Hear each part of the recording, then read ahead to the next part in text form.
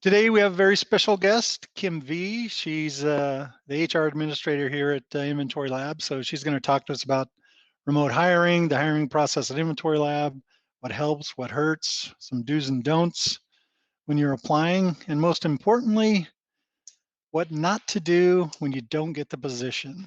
Kim, thanks for joining me. Hey, Jeff. Nice to be here. First, the boring stuff. So this is just about me.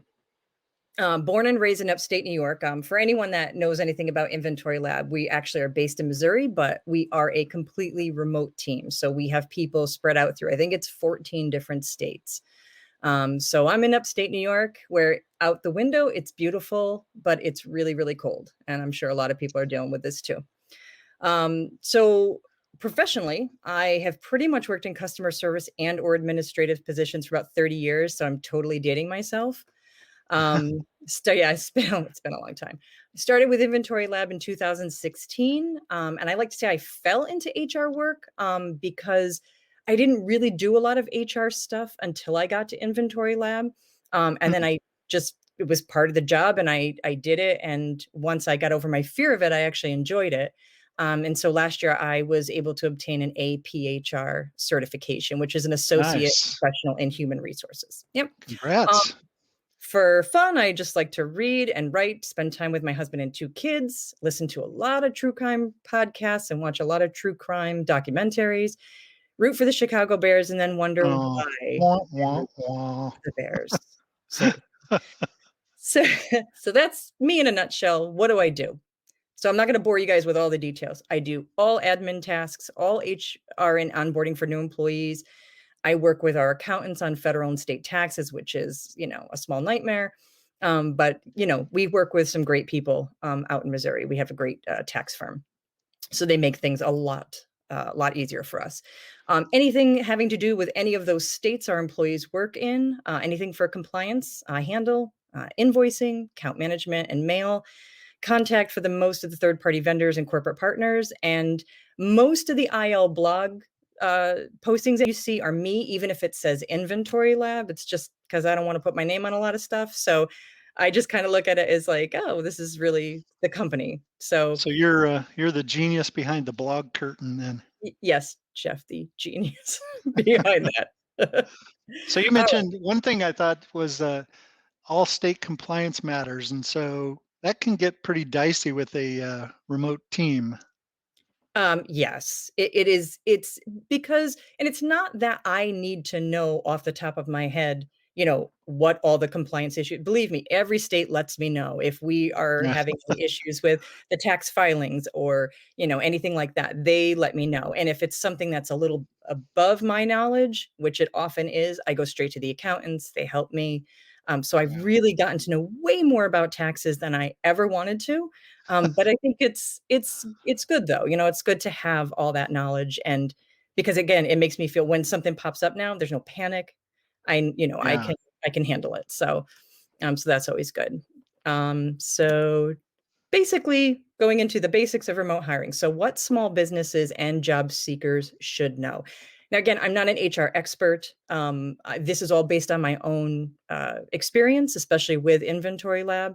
A lot of it is common sense. And this is what I've found through my experience, what works, what doesn't work. But first, we're going to have some statistics. So as you guys all know, ever since COVID hit about a year ago, and it's hard to believe it's been a year because on the one hand, it feels like it's been about 5 years, but it was only a year ago. So remote working was already on the upswing. So if you look at the graph on the right, you can see that huge number at the bottom over the last 12 years, 159% growth. So companies were already starting to see the benefits of remote work and already starting to jump on that. So right now we have about 42% of the US workforce is doing some kind of remote work. Now it might not be full-time, might just be part-time, but at least almost half of the workforce is doing some kind of remote work. Wow. And a recent Upwork study predicted that by 2025, 36 million Americans will be working remotely full-time. So that's an increase of 87% from pre-COVID numbers. So that's a huge jump. 16% of all American businesses currently hire exclusively remote employees, just like we do. So, you really are seeing it was already on the upswing, and COVID just kind of Yeah. it, just really, it just went through the roof. A lot of benefits to working remotely for both employers and employees. So if you're someone who already works remotely, you know the benefits of being an employee. For employers though, it's very cost saving. I mean, you don't have to have a brick and mortar building and all of the costs that are associated with that. You usually just have to supply your employees with the equipment that they need to do their work successfully. Yeah. Higher employee retention, because when people have flexibility, they're happier. They don't have to scramble to figure out, who's going to get their kid off the bus or how are they going to go to the next doctor's appointment. Hmm. They know that they can, they have the freedom to be able to work those things out. I used to work for a very large insurance company who shall remain unnamed.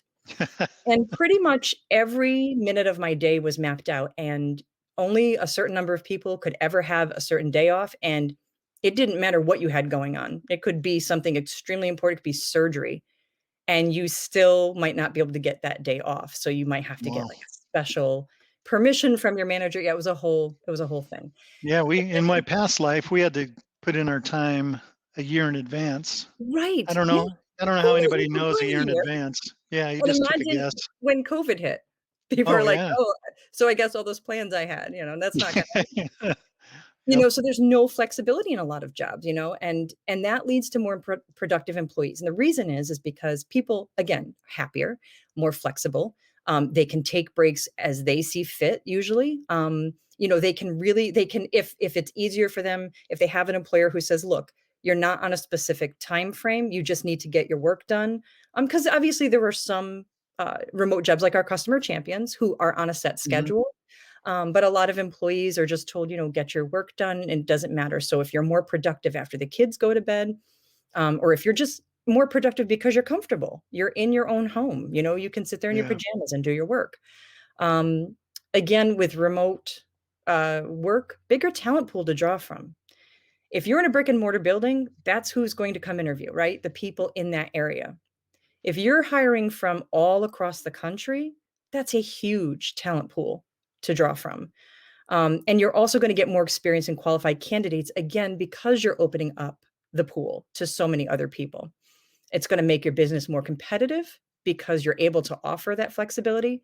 And environmentally minded, it reduces your carbon footprint to not have the brick and mortar building and all of the things that go with that. Employees, a lot of the same kinds of benefits that I already talked about. Better work and life balance and the flexibility. Saves you money because you're not spending money on, let's say, extra lunches or on your commute.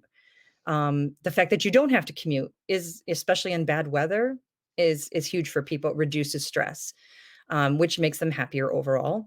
They have more employment options for employees with health issues or disabilities. If you're the person who's like, look, I can work full time and I want to work, but it's really difficult for me to get to an office every day because of my Oh, limitations. right. Think Yeah. about that. You can just work from your home and still be just as productive an employee, and you have the freedom to work from anywhere. So like people like you, Jeff, like, sometimes you're working from a home space and sometimes, you're on the road or sometimes you're working from a Starbucks and you Yeah, have the that was really freedom. the job at Inventory Lab was really the motivation or the opportunity, I should say, for us to full-time RV for 4 years.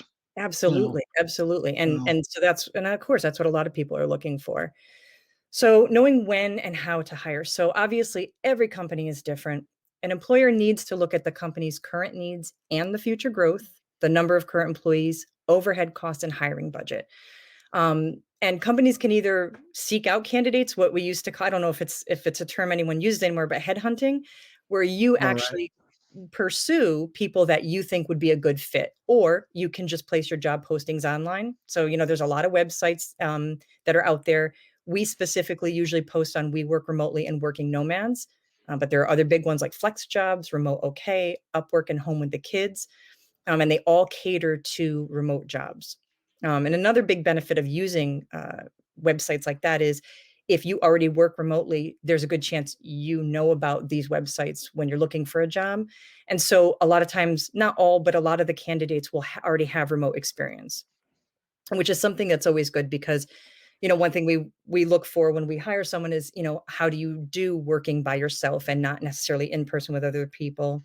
How do you shut out Yeah, distraction?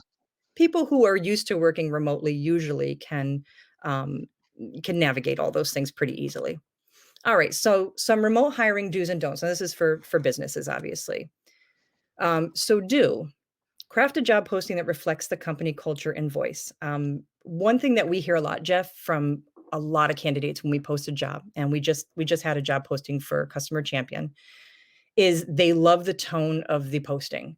And it's because it reflects a lot of personality. It completely yeah, encapsulates our company culture, and that really draws people in. So if you're a company that feels like you're unique and you feel like you have something really special to offer, reflect that in the job posting, because we've all looked for jobs online and we know you go through so many postings that are just so dry and so oh boring, yeah. so corporate, and that, when I got this job back in 2016, this is what drew me in, was that job posting, the wording of it. I think it's really important to, if you're looking for someone specific, that you really need to make sure that that's reflected. That's quite a difficult thing to do too, isn't it? It I it i mean, it is. I mean, I think that for us, because we have people in charge that are already creatively minded, and yeah, really understand the importance of that. So I think on our end, it wasn't really that difficult, but I imagine that if you're someone who is really used to a corporate culture, it can be very difficult. But yeah, I say, you know what? You can still sound professional and still have fun in the job posting. yeah. So There you go. go for it, okay? And then use the job posting resources that will draw in the candidates you want. So if you don't wanna get inundated with people that, maybe aren't a good fit, avoid the websites that are just pulling in anyone. You get big sites like Indeed and Monster, and not that they're not good websites, it's just that if, let's say, you're a tech company and you really want to narrow it down to people who have a tech experience, there are other websites, remote websites, that really, cater to those kinds of job postings, and that's where you're gonna find most of the people, that you're looking for. Ask trusted employees for referrals. Now, obviously, there's no guarantee that someone that gets referred to us is going to get hired. They have to go through the process just like everybody Right. else. But it's always great when you have someone already working for you that you trust and you know well, and whose judgment, you trust, to refer someone. And if it works out, great. Like I said, it doesn't always work out, but it is a really good resource to use. Yeah, there's some Research. people I don't think I'd ever refer, but yeah, There's lots of people especially that I'm some. friends with, Jeff, Yeah, that I would never refer. I actually had that situation, and I kid you not. I had a friend who was interested, and it was just someone I just would not have recommended for the job. Great friend, but yeah. wouldn't recommend for the company. I'm thinking of a particular family member of mine that has asked me in the past. It's like, nope, nope. Yeah, I think everyone probably has a story like that, because, and I think it's because, we all talk about how great it is to work here, so everyone's like, Yeah, "Oh, great, well, then I should work there." No, not necessarily. Um, so when your job posting, research, find out what the competitive benefits and salaries are for similar positions, because if you don't, you're already dead in the water. People, it is a very competitive environment out there. A lot of people are looking for remote jobs, tons of people, especially since COVID hit. So if yeah, you really want quality candidates, you've got to offer what they're looking for, because now they have lots of choices. If you go back 5, 10 years, the pickings were very slim for remote hiring as compared to now. yeah. Now Now it's a buyer's market, the basically. market is saturated, Yeah, absolutely. So you really have to do something to stand out. Make sure you find candidates who are not only qualified, but whose personalities are a good fit. So this is huge, and people tend to not think about this. So when you're hiring and when you post something, chances are a very large amount of people whose resumes you look through are going to look qualified. They're going to have the background and the experience and the skills, which is great. But if I've got 10 people that I've narrowed it down to, and they all have similar backgrounds and similar experience and similar skill sets, the thing that might help them stand out is their personality. So what you want to think about is, think about your team. Is this Mhm. person's personality type gonna fit in? Are they good with teamwork? Are they a good collaborator? Do they take direction well? And those are all things that if you have a really good and thorough hiring process, you should be able to figure out. And that's to us, it's just as important, because you could be someone who's highly qualified, and if your personality isn't gonna fit with the team, then it's a waste of our time. So, Yeah. don't publish a job posting with spelling and grammatical errors. Oh my. This drives me crazy. Crazy. I mean, if Jeff, if there was a job with actual grammar police, that's what I would be doing with my life. It tells me if I'm looking for a job, it tells me you didn't read it, you didn't proofread it, you don't care. You just don't Yeah. care. I mean, really, there's no excuse. People can use Grammarly, you can look up words on the internet, there's just no excuse, and it takes about 5 minutes to really thoroughly look over a job posting. So please, anyone posting a job, make sure you check. Don't use any exclusionary or discriminatory language. I think that's pretty self-explanatory, Yeah. obviously. Don't leave out pertinent information. People need to know what the job's about or they're not gonna bother applying. If you leave out job duties, if you don't tell people if the job is full-time, part-time, on a contract basis, they might be wasting their time, and they might be wasting your time by applying. Make sure you include everything. Now, I know a lot of job postings don't necessarily include salary. I know there are reasons for that. I'm a big believer in full transparency. I fully believe that, we need to put our salary out there or even a range depending on your experience, that's fine. But again, that way you're not wasting people's time, they're not wasting yours. Don't ask candidates questions in the interview process that are discriminatory or even have the appearance of being so. And so there are a lot of questions that people have been asked in interviews. I mean, I have stories too, but there are certain things you just can't ask. For instance, what you can ask is, "How long have you lived in New York?" You can ask someone that. What you can't ask them is, "Do you own your own home? Who lives with you? Oh, Are you married? Do you have kids?" You can't ask those things. Um, and there's a lot of, like I said, legal quagmires when it comes to questions. One good, piece of advice, just don't even ask ever anything about religion, race, gender identity, sexual orientation, or relatives. Just avoid those questions because they're usually have nothing to do with the job. They're not germane to the interview process. you'd think Um, that'd be obvious too to a you would company, but think I'm that, sure that they but still then do you it. would be shocked. I'm sure if we talked to people, we would get lots of horror stories about the things that they've Yeah. been asked. For instance, you can't ask someone like, and that's not the only kind of, there's a lot of discrimination out there. You can't discriminate against someone based on their age. So you can't ask them, "So when did you graduate high school?" Or "How old are you?" You can't ask a woman, "Are you pregnant?" Well, Or "Do you plan thank to become pregnant?" thankfully, you can't do that looking at my Right. white hair, so Exactly. Don't ask people about their credit, their any bankruptcy history. Just don't ask any of those questions. And if you're not sure what you can and can't ask, just go on a reputable site. There are resources out there that can help you figure out, what.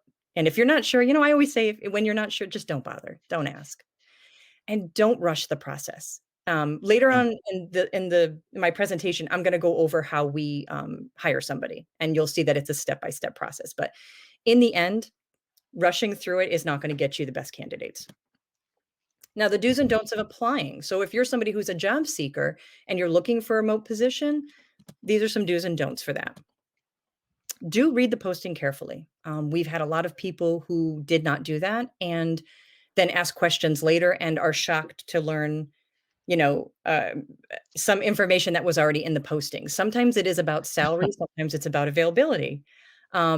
Sometimes they will say something to us and call us Inventory Labs with an S at the end. Oh, We didn't read the job posting carefully, and that drives that's us a crazy. that's a surefire way to get you out of the It hiring really pool. is. It really is. Apply as early as possible. If you see a job you like, jump on it because chances are if Yeah, it's to you, it's speaking to a lot of other people. And so just as an example, when we posted this last position for customer champion, we got, almost 1,000 applications, and wow. we went through Yeah, every single one of them. So apply as early as possible when we're excited, and whoever's got eyes on it is a little fresher and a little less worn down by the process. So it's always a good idea. Include a cover letter. Lots of people do not include cover letters, and I think some people think they're old fashioned. Yeah. And again, Jeff, you and I are from a generation where like that's that's what you do. And I Right. still maintain when you include a cover letter, that gives you a chance to really let your personality shine through. That gives us a chance to get to know you before we actually talk to you. And it might Yeah. pique your interest a little bit more than just a plain old resume.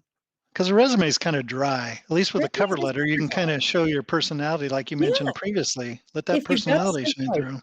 And it really depends. So, like, if you're applying for a job where you can tell by the language of the job posting that this is a company that has a sense of humor, don't be afraid to Yeah. be funny if you're funny. I mean, if you're not funny, it's might Yeah. not work that well. But if you're funny, let it go. And again, let your personality shine through. Proofread, proofread, and then proofread again. Please, please, please, people, when you are applying for a job, check your grammar, check your spelling, check for any oddness in the spacing. It doesn't take that long. And I can tell you from personal experience, if I am looking at your resume and I am seeing misspellings and grammatical errors all over the place, I'm not going to read any further. And trust me, like I said, even though we get a lot of resumes, we look through every single one. So if I see that you're not taking the time, that tells me you pay no attention to detail, and Yep. it's likely that you just don't care. And those things might not be true, but that's what it's telling me. Don't submit a resume or cover letter with spelling and grammatical errors, obviously. Don't directly email someone in the company. So when we post a job, sometimes instead of actually going through the online process as it's laid out, people will email somebody in the company directly, and a lot of times they don't know what our email format is, so they'll just kind of like spam a bunch of different, they might email me at, Kimberly at, Right. InventoryLab.com or something like that until they Or support. find I'll something, reach out to or support. send it through support. Please This don't do that. let us yeah, again, the message that we get when you do that is that you're not paying attention and you're not following the process that we have very carefully laid out. We do that for a reason, and we don't want people spamming us with email saying, "I'm interested in the job." If you're interested, apply online like everyone, please. Don't apply for jobs for which you are wildly under or overqualified for. So, and again, this just is common sense. You don't want to waste your own time or a potential employer's time. Know your limits. I mean, if I'm applying for a job, I'm not applying to be a software engineer. I don't know anything about software Yeah. engineering, and I'm not going to apply for a job that requires me to do that. And also know what you're worth.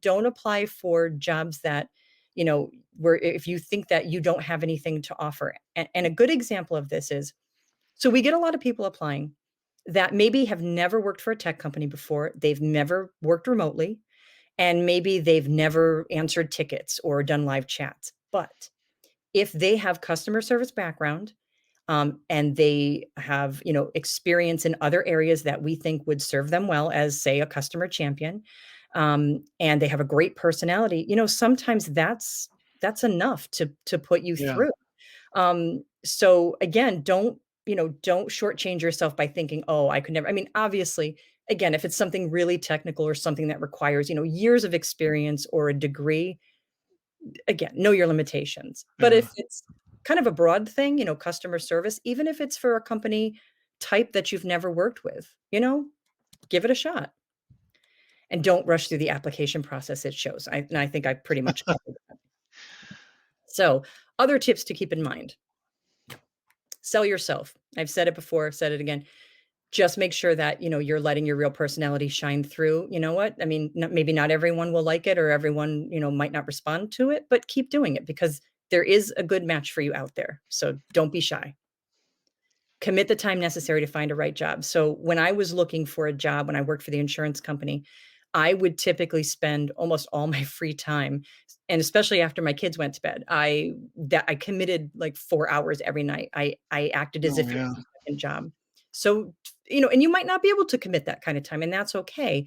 But make sure that you are committing, a reasonable amount of time to find the right job. It is out there. It took me 4 months. You know how it can take forever. Again, something that people think is a little old fashioned, but I really appreciate. follow up any kind of interview or voice-to-voice contact with a brief professional email to the appropriate person. So if someone has talked to me already or they've talked to somebody else in the company, Hmm. typically, if we talk to someone, we're giving them contact information to say, "Hey, if you have any questions, email me." And it goes a long way to send that follow-up email. It doesn't have to be anything special. It can just say, "Hey, thanks so much for your time today. I really Right. appreciate the opportunity. If you have any questions for me, please feel free to reach out." I mean, it really can just be that simple. Try not to take rejection too personally. So Jeff knows. So, again, 1,000 people apply, and if we Yeah. hire 2 people, that's 998 people that didn't get the job, so please don't take it personally. I mean, it's there's so many factors that go into it, so you just have to keep going. So that brings me to my next point.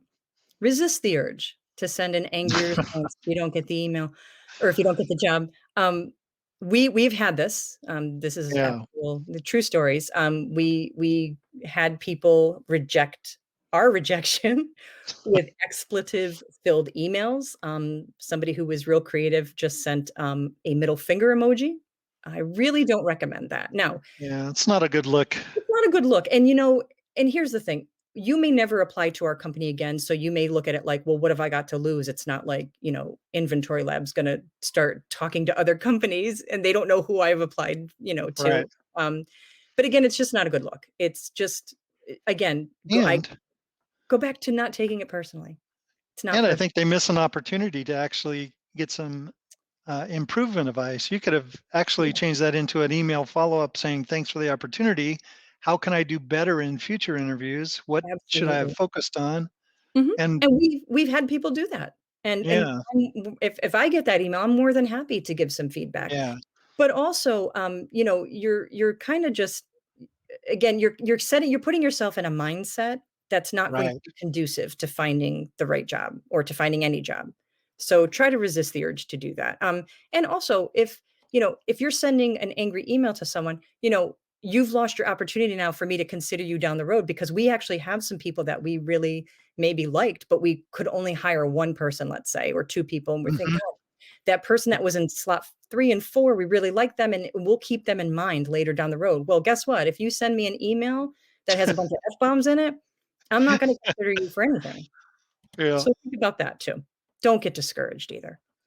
Again, when I was looking for a job, it took 4 months, and it takes a long time to find the right job. If you're real serious about it, and you're not just looking for something to pay the bills until you do find, your dream job, don't give up.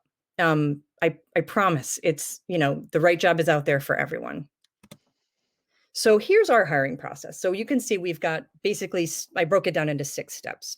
We publish our job posting. Like I said, we first for hiring software, we use something called Workable, which is a great tool. And then we post on we work remotely and working nomads. And also, you can like our link is usually it's on Facebook and YouTube and stuff. So it definitely gets to a lot of people. So we post that.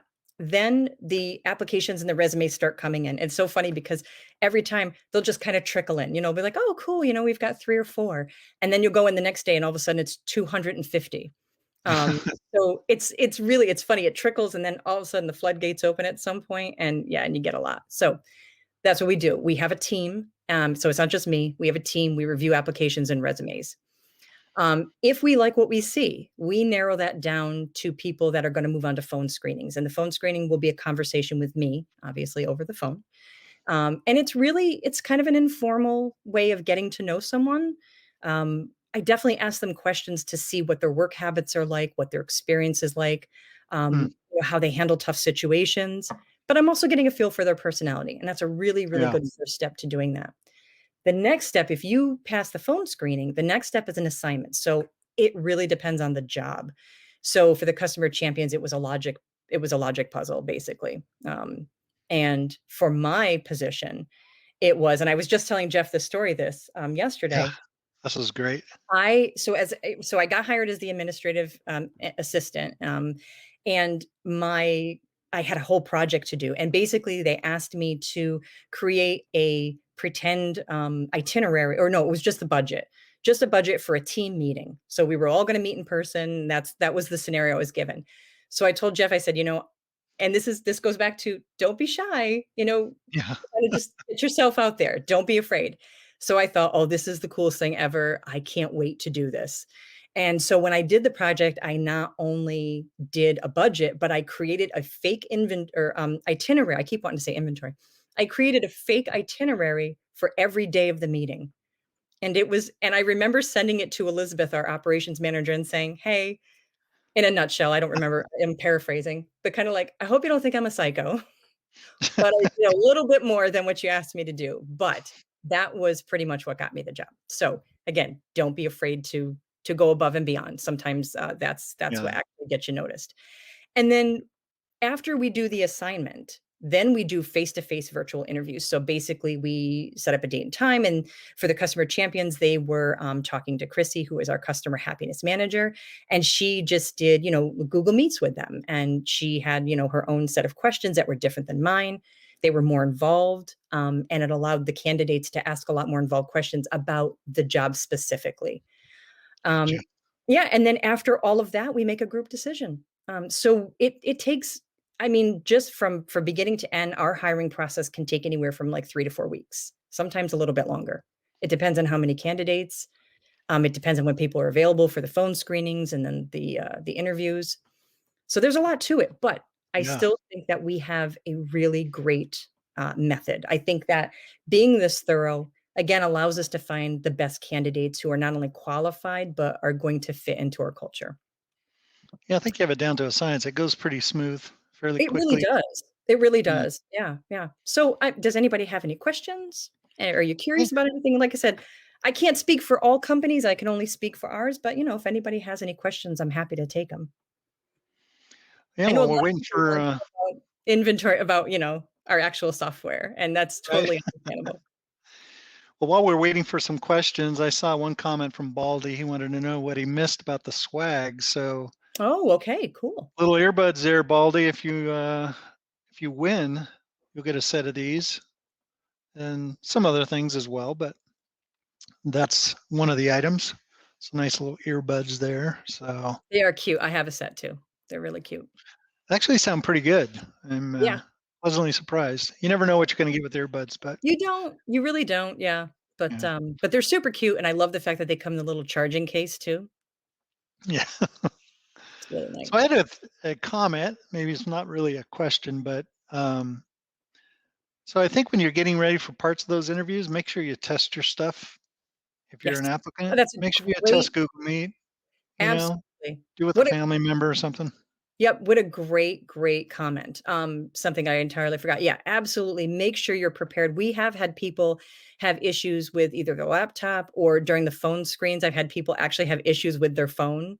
Oh Um, well, it, yeah, sometimes it's just one of those, oh, it figures kind of things where they haven't had any issues. And it's just that day, just that day. And at that moment, they suddenly have a problem. But yeah, that's a great thing to bring up. Definitely test out your software.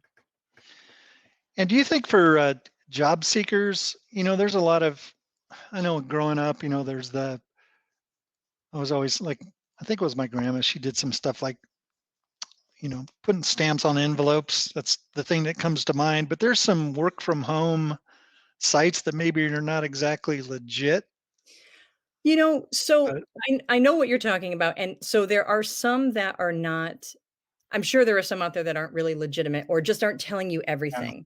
I think a lot of those are, yeah, and I remember, Jeff, the days of stuffing envelopes. yeah, So some of those job websites are more for, like, transcription or just data entry, just really mundane, kind of really boring work. And if that's something that you want, and if you're just looking for something that's just kind of, you're not really thinking about it too much, those are definitely out yeah. there.